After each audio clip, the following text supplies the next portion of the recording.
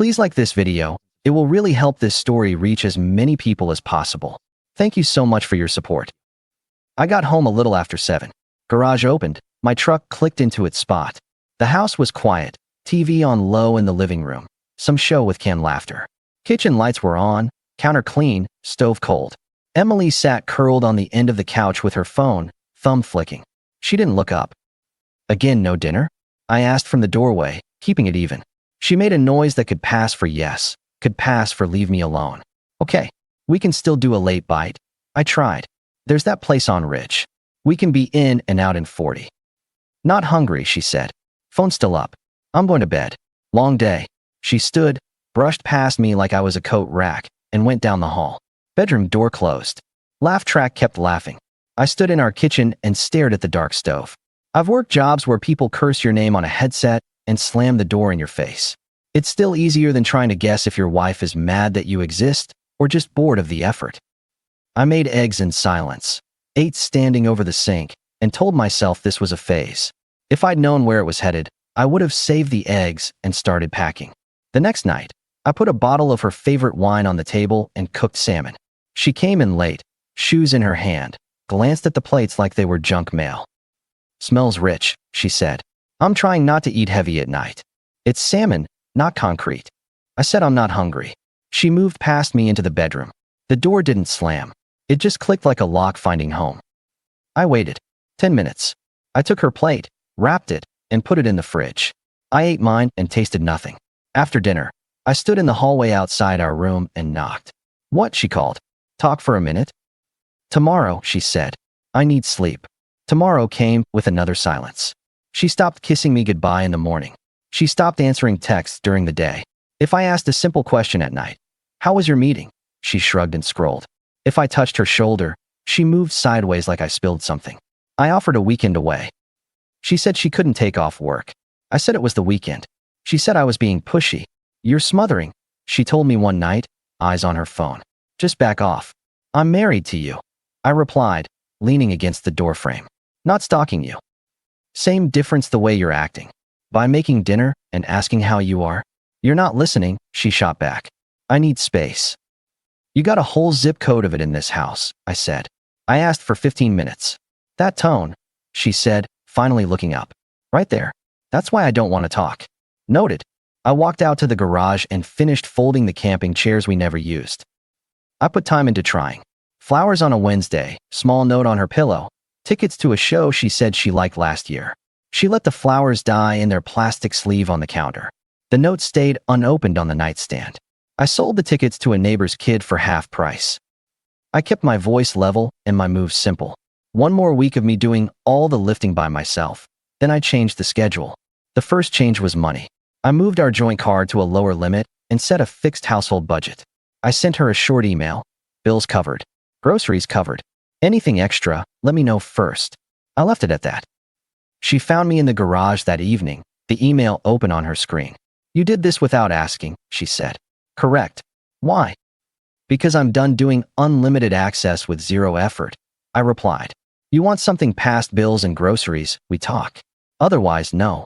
That's controlling. No. That's adult. I wiped my hands on a rag. If you want more, I need more. I'm not guessing anymore. She stared, lips pressed. Fine, she said, suddenly sweet. I can cook tonight. I glanced at the stove. Okay. She made pasta. It was decent. She poured me a glass of wine and put a hand on my back like nothing ever happened. It was the first time she'd touched me in days. I'm sorry I've been off, she said, stirring sauce. Work's been rough. Thanks for saying that, I answered. Tomorrow we can do that place on Ridge, she added, very casual. That works, I said, and I meant it in the specific way adults mean things. Sure, if the action matches the sentence. I cleaned the dishes without making it a flag. We ate at the table. She asked about my day. I told her. It felt almost normal. It lasted 48 hours. On the third day, I came home to an empty house and a note. Going out with girls. Don't wait up. The pasta pot was still soaking in the sink. The budget email was still opened on her phone, face down on the coffee table. The girls were not our shared friends. They were the undefined category she used when she didn't want me to ask. I sat on the patio with a beer and looked at the wood fence I'd stained last summer. I decided something simple. I was done chasing ambience. I was done playing friendly husband to a closed door. At work the next morning, Mark from the warehouse let out a low whistle when I walked past the break room. "Man, you look like you slept in a chair." "Close," I told him, grabbing coffee. Mark's divorced, 2 kids, a guy who's honest to a fault. He doesn't do sympathy, he does common sense. He glanced at my cup. "You good?" "I'll live," I said, changing a few things at home. "Like what?" "Less availability. More clarity." I took my coffee. "You ever notice how people respect your time when you stop giving it away?" He snorted. "They respect your time when you show a lock." Exactly. I set a second boundary that afternoon. I canceled the couple's dinner we had this weekend with her coworker and his wife. Sent them a polite message. "Can't make it. Rescheduling. Appreciate your understanding." I copied Emily, so she saw it wasn't a surprise. She replied with one word. "Why?" I sent one back. "Not in the mood." She wrote, "We already said yes." I wrote, "We're saying no now." That night, she came home early with a bag of groceries and a bright smile. She put her phone away when I walked in. "I grabbed steaks," she said. "Your favorite cut. How about we grill? We can talk." "Sounds fine," I said, pulling plates from the cabinet. "Also," she went on, "I've been thinking. Let's take that weekend away. I need fresh air." "You were right." I met her eyes. "Okay, you pick the town, I'll book the hotel." She blinked a fraction too long. "Maybe next month," she said. "This week is insane. But we should plan." "Send me dates," I answered. She didn't send anything. The steaks were good. We ate, and she laughed at a story from my shop like she enjoyed me. An hour later, her phone lit up. She turned it face down. "Who's that?" I asked, not unkind. "Just a friend," she said. Hard to argue with the name friend. Never loses in court. We put the plates in the sink and the house went quiet in that way where both people are waiting for the other to blink. 2 weeks later, it was her birthday. I booked a caterer, set up tables in the backyard, strung soft lights along the fence. Our house filled with people, neighbors, her colleagues, a couple of cousins, and her friend group, including a woman I'd only met twice. Kara. Tall, dark blonde hair, a wry smile that looked like it had seen things and didn't apologize for it. Kara and Emily had known each other from a yoga studio years back, lost touch, then reconnected. At least, that's what Emily said when the invite went out. Kara showed up with a simple cake box and a bottle of something. She hugged Emily, then stepped back and hugged me too, quick, polite. "Happy wife, happy life," she joked. I smiled without committing. "Working on it." The backyard hummed with small talk and clinked glasses. I moved between groups, keeping the food going and the music low. I made sure Emily had everything she wanted. She wore a new dress, looked like a magazine ad, and kept her phone in her hand like a security blanket. Every time I walked past, she was glancing down. Around 9, I wrapped my arms around her shoulders from the side, friendly, light, not a claim, just a husband being a husband at his wife's party. She stiffened for a second. I let go and stepped in front of her. "You good?" I asked. "Fine," she said, her eyes flicking toward a little circle of women behind her. "We should dance," I said, nodding toward the part of the lawn we'd cleared. "One song. It's your night." "Later," she said. "Maybe now," I replied. Although honestly, at least today, give me one dance. She exhaled through her nose, impatient, then raised her voice just enough. "I don't owe you anything. Go dance with someone else." She didn't say it loud, but she said it in that precise way where 10 people hear and the rest pretend not to. A neighbor looked down into his cup. "Mark?" "Yes, I'd invited my warehouse guys. Those guys show up and they're cheap entertainment," froze by the grill. Kara, across the patio, blinked once and lowered her glass. I swallowed whatever heat climbed up my throat. "Got it," I said. Not a threat, not a plea, just a fact. I looked at the lights I'd hung and felt stupid for nailing them so straight. I walked through the kitchen, out the side door, and onto the dark strip of lawn where the trash cans live. It smelled like cut grass and charcoal. I stood there and counted 3 slow breaths like I was timing a machine. The door creaked. Kara stepped out, closed it behind her with care, and leaned on the railing. "You okay?" she asked. "I'm not bleeding," I said. "So I guess yes." "That was unnecessary," she said. "Accurate," I answered. "It's fine. It's her show." "No," Kara said. "It's your backyard. Your lights. Your food. She didn't have to do that." I shrugged. "It's been like this for a bit." Kara kept her voice low. "She's barely talked to me in months." I'm genuinely surprised I'm here. She looked back through the window. This crowd? Half of them don't even know her last name. I do, I said. For now. We stood for a second in the dark. I took in her face without making it a thing. She had that no-nonsense calm I respect. People who don't fill silence because they can't stand their own thoughts. If you want to get out of here, she said, half smile. I know a diner 10 minutes away. Good coffee. Terrible pie. It's better than being someone's prop. I glanced at the window again. Emily was laughing at something a guy was saying near the bar. Not me. Let me kill the patio heaters, I said. Don't, Kara said. It's her night. Leave things warm. I made a decision and didn't turn it into a speech. I walked back in, told Mark to keep an eye on the grill, told my cousin to make sure the music didn't die, and texted Emily, stepping out. Back later. Enjoy. She didn't respond. Kara and I left through the side gate. No drama. Just two people walking to a car. The diner was bright enough to clean a boat. We sat in a corner booth and ordered coffee. No pie. So Kara said, what happened between you two? I'd love to know, I replied. She pulled away like I insulted her family. Only I didn't. She's been different, Kara said. Even with me. Kind of cool. Like she's testing what she can get. Tests are fine if the grade matters, I said. Lately, the grade is praise. Kara watched me. You still in it? I'm in it enough to be here, I said. But I'm not running around begging for points. Good, she said. Because you shouldn't. We talked. Not a dramatic soul-bearing. Just clean facts. I told her about the budget change, the cancellation, the way Emily would swing sweet for 2 days and then ice me out. Kara told me about her job at the clinic, her parents in Ohio, the house she bought last year because she was tired of rent.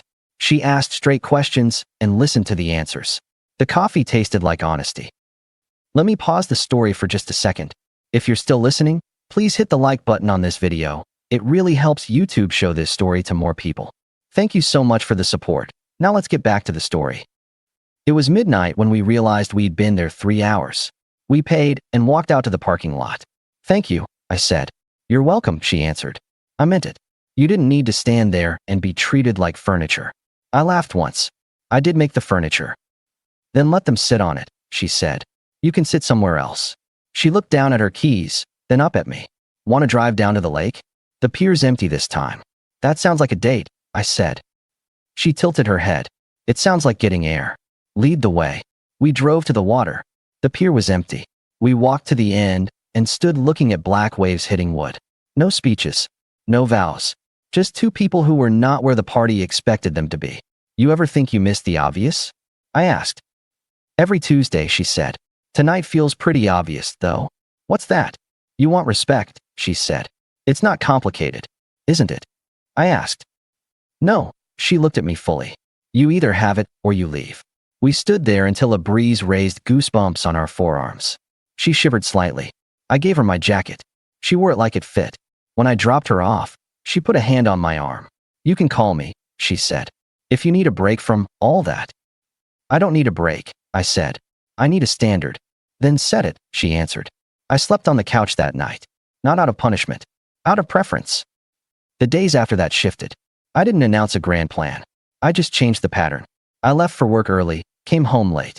I ate out more, hit the gym after shifts, and when I came back, I didn't hunt her down for conversation like a puppy looking for a treat. The budget stayed tight. I moved my personal direct deposit to my own account entirely and left the minimum in the joint. I added a small safe to the garage and kept my passport and title there.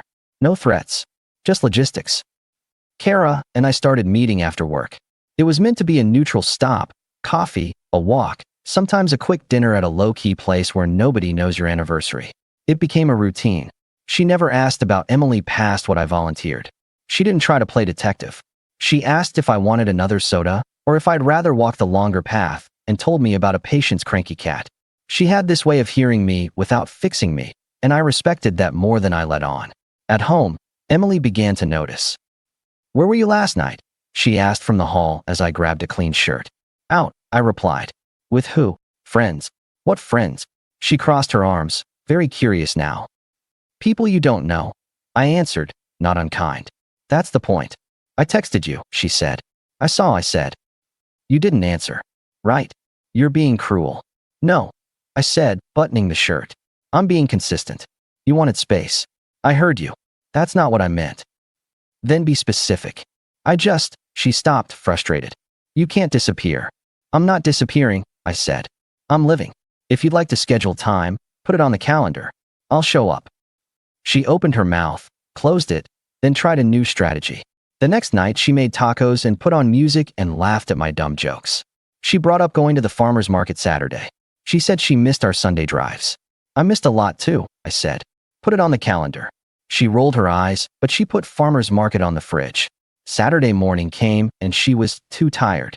I went to the market alone. Ran into Mark, who was buying hot sauce like it was medicine. Look at you, he said. Single man swagger. I'm not single, I said.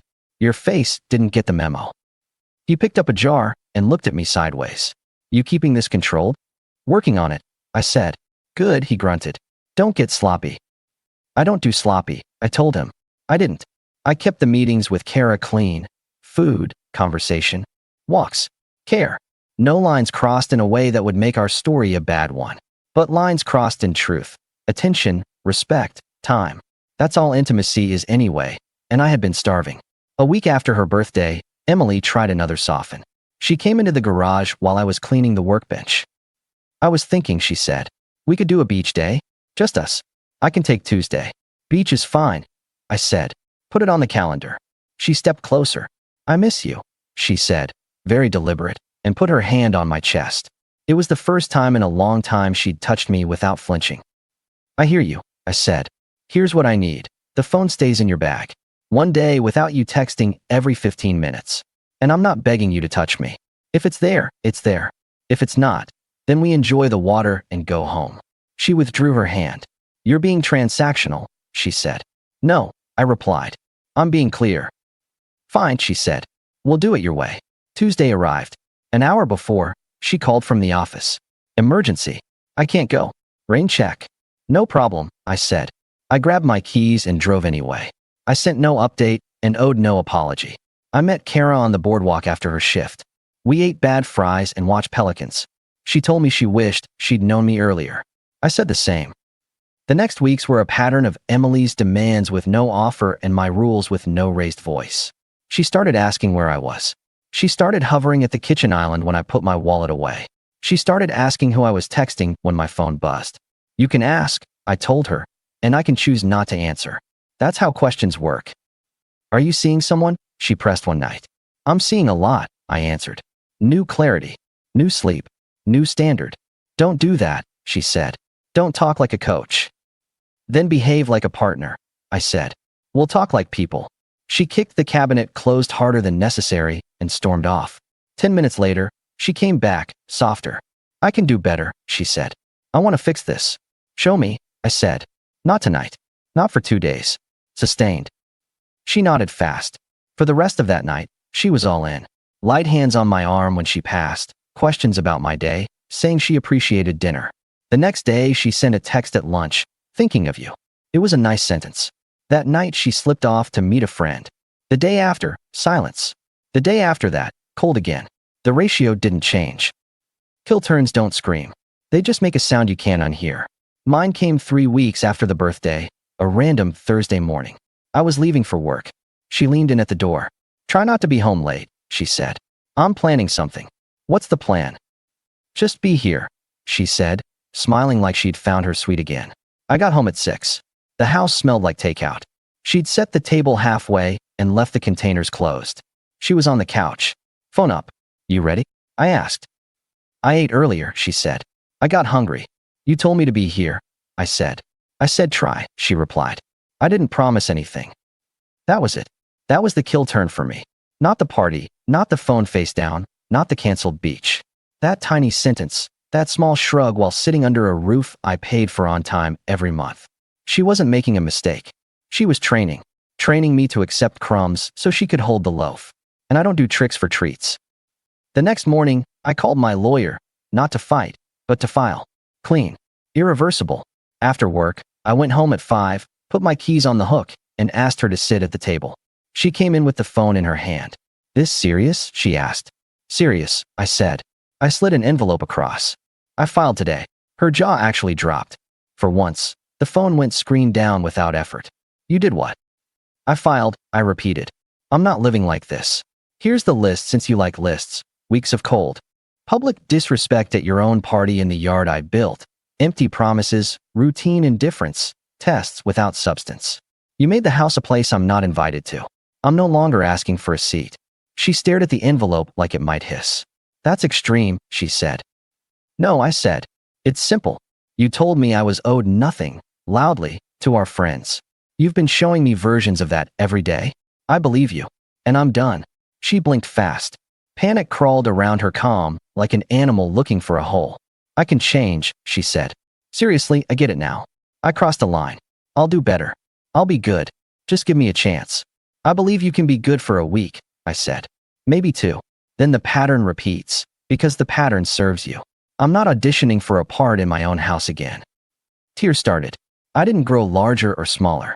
I kept my tone strong and even. You can stay here while this moves through, I said. I'm not throwing you out tonight, but start looking for a place. And don't count on staying past paperwork. I'm moving out now because I'm not doing the roommate thing. Where will you go? She asked, eyes wide wet. Not your concern, I said. I'll send you the schedule for a realtor to list the house when this is done. We'll split it fair. Please, she whispered. Don't do this. You did this, I said. When you told me to dance with someone else, you made a rule. I listened. I packed 2 duffels, clothes, boots, the essentials. I pulled the small safe from the garage, put it in the truck. I left keys for the contractor's lockbox and took the original set. I walked back in. She stood by the kitchen island like a tourist lost without a map. I'll be civil, I said. Keep it the same. Bills handled, no surprises. But we're done. She reached out and stopped herself. Can we at least talk tomorrow? No, I said. We said everything tonight. I drove to a motel and sat in the parking lot for 5 minutes. Then I did what I wanted to do since the backyard. I called Kara. She answered on the second ring. You okay? I did it, I said. Filed. Packed a bag. There was a breath on the line that sounded like relief. Where are you?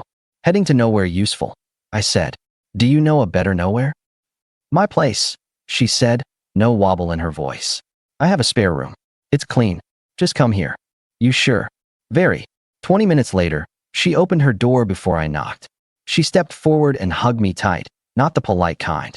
I'm proud of you, she said into my shoulder. You set the standard. I feel like a fool for waiting this long, I said. You took your time so you wouldn't regret it, she said. That's not foolish. I moved into her spare room and slept like a person whose house doesn't hate him. The next morning, she made coffee and slid a mug across with a small smile. The key's on the hook if you need it, she said. This is home if you want it to be. We didn't make speeches about what we were. We just started living like 2 people who chose each other. Dinners, walks, quiet TV, reading on the couch. She'd meet me at the door with that look that says you were missed. She'd ask how my day was and listen to the answer, and I did the same. I didn't have to be more than myself to be wanted, and that's something you can't fake. Meanwhile, my phone buzzed every day with Emily's messages. Can we talk? I'm sorry, I was wrong. I'll fix it, please. I read none of them. I didn't block her because that would create a new game to play. I simply didn't engage. One afternoon, a week into living at Kara's, Emily waited near the employee entrance at my shop. I saw her as I walked out with Mark. Man, Mark muttered. You want me to run interference? No, I said. It's time to be clear.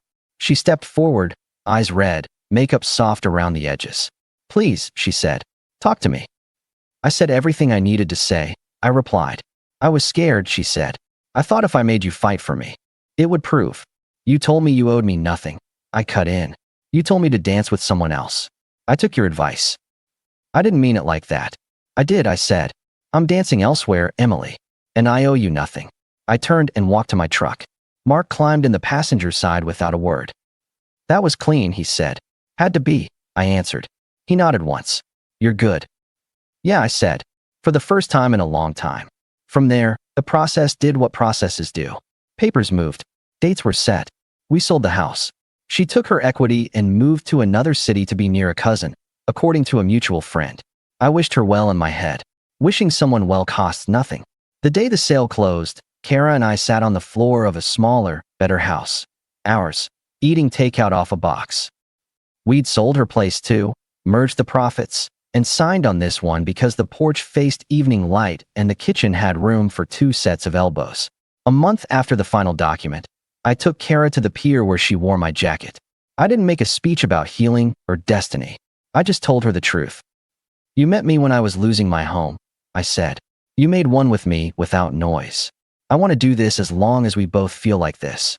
She smiled and didn't make me fancier than I am. Then do it, she said. I pulled a ring from my pocket. Let's not waste time. She laughed, cried a clean tear, said yes, and hugged me with both arms and all of herself. I didn't need a crowd. I had a standard. Life now is basic, and that's the best kind. I wake up next to someone who doesn't make me guess where I stand. I take my truck to work, run a shop that does good business, come home to a house where the lights are warm the way they should be. Fridays we grill on the back deck. Saturdays we walk the dog we adopted from the shelter. Sundays we drive nowhere in particular. Kara meets me at the door like I've been gone a week, even if I only ran to the store. We talk or we don't. Neither of us keeps score. I don't hear from Emily anymore. After that day outside my shop, she stopped. Messages went quiet. No sudden midnight calls, no drama. She moved, I'm told. Found a smaller place. Got a new job with a longer commute. She's fine. She's not my subject.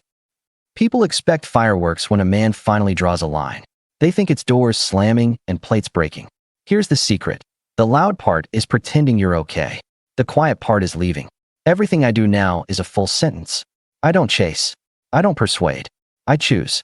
And when I hear that music in a backyard somewhere or see a couple on a deck arguing with their eyes, I know exactly what I'd say to the man if he asked me what I learned. If someone looks you in the face at your house, on your lawn, at your table, and says they owe you nothing, believe them. And then owe them nothing back. I did. I walked off that dance floor, and I never had to hear her song again. Please like this video. It will really help this story reach as many people as possible. Thank you so much for your support.